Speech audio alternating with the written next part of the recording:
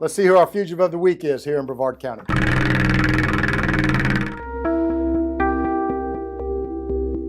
The only thing that stops a bad guy with a gun or a knife is an armed and well-prepared citizen or law enforcement officer. If you don't have a concealed carry permit or are not someone who is comfortable using a firearm to protect yourself, then please consider some type of intermediate weapon, such as a taser, a knife, chair, or a fire extinguisher.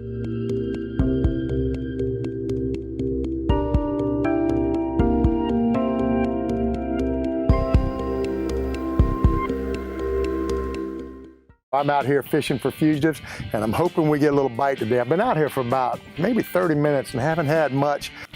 Oh, folks, I believe I got one. Patience pays off. Here we go. There's the catch of the day. All right, folks, it's time to hook them and book them.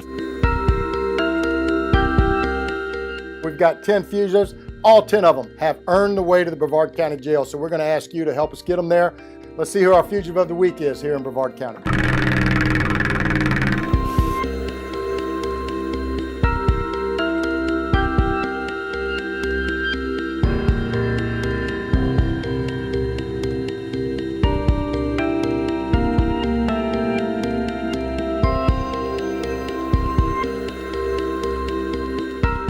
One of his main objectives also appears to be to increase transparency to the public.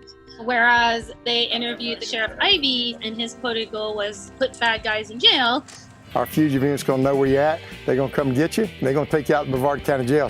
And then they asked Alton, well, what's your goal? And he said to reach out to communities that aren't being talked to.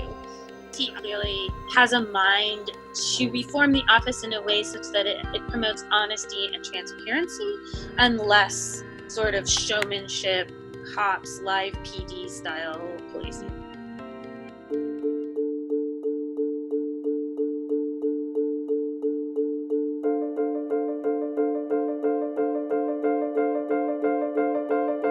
If you're worried about this year's presidential election, you should be very concerned about sheriff elections.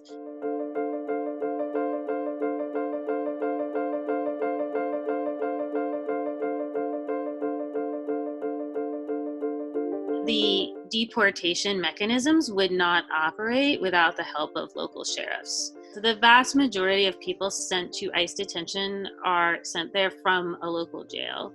Some sheriffs also partner even more closely with ICE.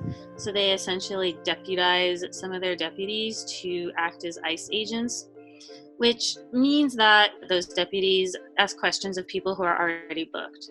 Sort of like casting into the sea, picking up a net of people, and then looking to see among these people, are there some people that we think ought to be sent to ICE for further processing?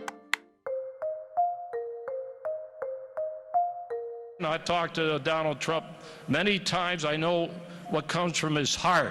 When he becomes president, they're going to wipe out these problems, the crime on these streets. Our nation needs to get behind and elect Donald Trump as our next president. Thank you, sheriffs. I love the sheriff. You know, we got the endorsement from all the sheriffs in Florida, everybody up in Ohio and Texas. Right now, sheriffs are some of Trump's most ardent supporters, and they are doing his work in your county. The idea of a progressive sheriff is still something being developed. Right now, there isn't a really good template for what that progressive sheriff would look like. So people like Alton Edmonds, who is running in Brevard, there's someone running in Tarrant County named Vance Keyes. And these are, I think, people who see the kind of opportunity to change the office.